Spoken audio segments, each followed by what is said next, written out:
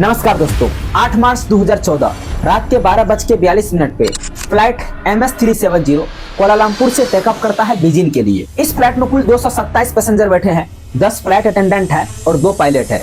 ये दोनों पायलट में सीनियर मोस्ट पायलट है कैप्टन जारी अहमद शाह, जो कि 53 साल के हैं। ये मलेशियन एयरलाइंस के सीनियर मोस्ट कैप्टन थे। वहीं दूसरी तरफ है फर्स्ट ऑफिसर फारूक अहमद, जो कि 27 साल के हैं। इस उड़ान को कंप्लीट करने के बाद ये कैपेबल हो जाएंगे पायलट बनने के लिए। टेकऑफ के बाद ये फ्लाइट करीब 20 मिनट तक उड़ान भरती है। रात के 1:08 पे ये फ्लाइट मलेशियन कोस्टलाइन को पार करके साउथ चाइना सी के ऊपर चली जाती है, वियतनाम के डायरेक्शन में। सीनियर पायलट जारी अहमद शाह रिपोर्ट करते हैं फ्लाइट लेवल 35,000 फीट की ऊंचाई से। इस टाइम तक सब कुछ नॉर्मल चल रहा होता है। इसके करीब 11 मिनट बाद ये फ्लाइट पहुंचता है वियतनामी एयर स्पेस क्षेत्र के अंदर। इस टाइम पे कोलालमपुर के एयर ट्रैफिक कंट्रोलर कांटेक्ट करते हैं और कहते हैं हो ची मिन 1209 गुड नाइट। जवाब में कैप्टन जारी अहमद शाह कहते हैं गुड नाइट मलेशियन 370। इस टाइम तक जो भी कुछ हुआ सब कुछ नॉर्मल लग रहा है, लेकिन कैप्टन जारी अहमद शाह का जो ये आवाज था गुड नाइट, ये वो लास्ट वर्ड है जो कैप्टन अहमद का सुना गया ATC के द्वारा। इसके बाद इस फ्लाइट का कोई पता नहीं चल पाता है। इसके बाद ये फ्लाइट गायब हो जाता है। इसके साथ ही ये बन जाता है दुनिया की एविएशन हिस्ट्री का सबसे मिस्टीरियस हिस्ट्री, जो कि आज तक सॉल्व नहीं हो पाया कि रियली में इस फ्लाइट के साथ हुआ क्या था। Planes go down. We have breaking news. Malaysia Airlines confirms it has lost contact with a plane carrying 227 passengers. जब ये प्लेन रात के 1:21 पे पहुंचता है वियतनामी एयर स्पेस के अंदर, इसके सिर्फ 3 सेकंड बाद ही ये प्लेन अचानक से रेडार से गायब हो जाता है। कोलालमपुर के एयर ट्रैफिक वाले इस प्लेन पर ज्यादा ध्यान नहीं देते हैं। इन्हें लगता है कि ये प्लेन मेरे रेडार के रेंज से बाहर निकल गया है और ये वियतनामी एयर स्पेस के रडार के रेंज में प्रवेश कर गया है। उधर दूसरी तरफ वियतनामी एयर ट्रैफिक कंट्रोलर देखता है कि ये प्लेन तो रडार में दिखा है, लेकिन अचानक से गायब हो गया। तो ये प्लेन से कम्युनिकेट करने का कोशिश करते हैं, लेकिन दूसरी तरफ से कोई जवाब नहीं आता है। लगभग 18 मिनट तक ये कोशिश करते रहते हैं, लेकिन कोई कनेक्शन नहीं हो पाता है, कोई कम्युनिकेशन नहीं हो पाता है। तो 18 मिनट बाद ये कोलालमपुर को इन्फॉर्म करता है कि फ्लाइट MS-370 रेडार में तो दिखा, लेकिन इसके कुछ ही सेकंड बाद ये अचानक से गायब हो गया। ऐसी सिचुएशन में कोलालमपुर की जो एरोनॉटिकल रेस्क्यू कोऑर्डिनेशन सेंटर है, उन्हें 1 घंटे के भीतर ही इन्फॉर्म कर देना चाहिए था कि इस टाइम पे प्लेन गायब हो चुका है, लेकिन कोई इन्फॉर्मेशन नहीं दिया जाता है। करीब 4 घंटे बीत जाने के बाद कोलालमपुर कंट्रोल टावर ने Kuala Lumpur aeronautical rescue coordination centre को इन्फॉर्म करता है सुबह के 6:15 पे, जिस टाइम पे कि ये फ्लाइट को बीजिंग में लैंड करना था।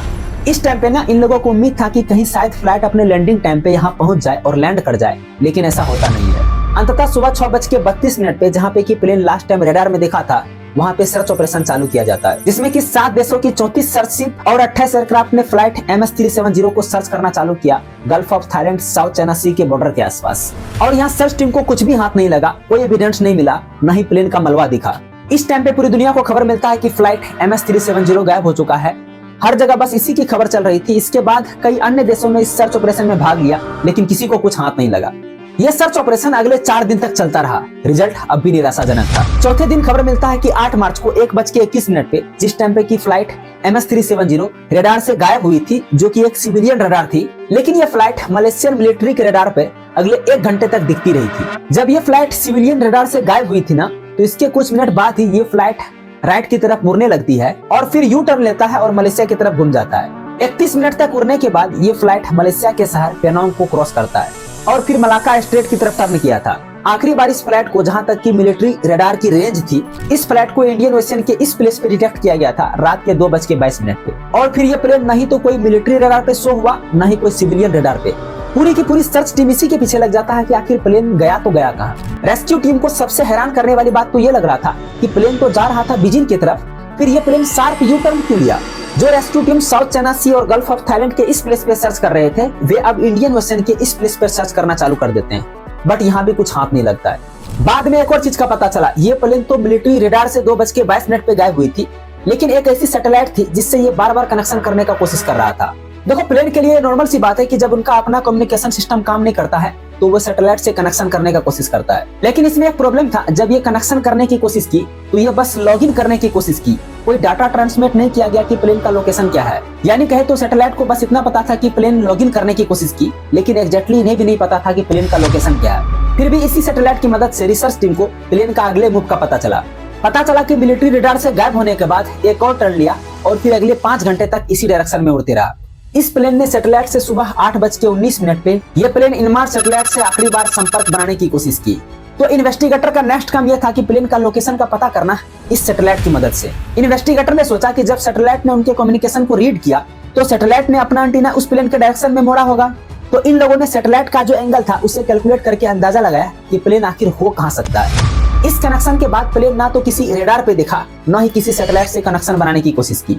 तो इन लोगों ने उसके एंगल की मदद से सर्कल ड्रॉ की, जो कि आप देख सकते हो, और अनुमान लगाया कि ये प्लेन इस सर्कल पे किसी भी पॉइंट पे हो सकता है।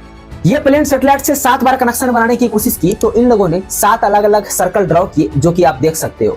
इसके आखिरी सर्कल को देखें तो पाकिस्तान, कजाकिस्तान, इंडोनेशिया, ऑस्ट्रेलिया और फिर इतने बड़े ओशियन से गुजरता है। इस पूरे सर्कल में ये प्लेन कहीं भी हो सकता है। इसके बाद प्लेन में फ्यूल की जो मात्रा थी उसे देख करके इन्वेस्टिगेटर ने अनुमान लगाया कि ये प्लेन इस सर्कल में इस शेडेड एरिया में हो सकता है। तो यहाँ पे इस बात का ज्यादा चांस है कि MS-370 इस कर्व्ड स्पॉट में कहीं समुद्र में फ्यूल खत्म होने की वजह से क्रैश हुआ। फिर यहाँ भी एक डीप सी सर्च ऑपरेशन चालू किया गया।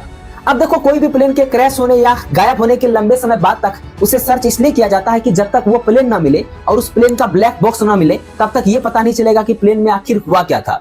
लंबे समय तक यहाँ सर्च की जाती है। डीप सी ऑपरेशन 3 साल तक चलता रहता है। बाद में जाकर के इस ऑपरेशन को खत्म कर दिया जाता है, क्लोज कर दिया जाता है। प्लेन के इस सर्च ऑपरेशन में 160 मिलियन से भी ज्यादा का खर्चा चुका था। प्लेन के गायब होने के 1 साल बाद इस प्लेन का राइट फ्लैपरॉन तैरता हुआ रीयूनियन आयरलैंड के समुद्र के किनारे जुलाई 29, 2015 को दिखा। ये फ्लैपरॉन जो होता है ना, ये लैंडिंग के वक्त काम आता है। इस फ्लैपरॉन पे भी रिसर्च की गई तो एक्सपर्ट को पता चला कि जब ये प्लेन क्रैश हुआ था उस वक्त पे प्लेन का इस वाला भाग यानी कि फ्लैपरॉन एक्सटेंड नहीं था। इससे एक और चीज सामने आया कि जब ये प्लेन पानी पे लैंड की तो ये प्लेन नोच के बल लैंड की थी, जिससे कि चांस ये है कि ये प्लेन पानी के भीतर चला गया। अलग अलग वक्त पे अलग अलग हिस्सों में इस प्लेन का बहुत सारा भाग मिला, लेकिन फिर भी कोई कुछ खास पता नहीं चल पाया। इस प्लेन के गायब होने के पीछे अलग अलग थ्योरी निकलकर सामने आती है। कुछ इन्वेस्टिगेटर का कहना है कि इलेक्ट्रिकल फेल्योर हुआ था, कुछ का कहना है कि नहीं, ये हाईजैक था शायद। वहीं कुछ का कहना है कि प्लेन का पायलट ने इस प्लेन को सुसाइड के कगार पे ले गया, पायलट जहारी अहमद शाह ने।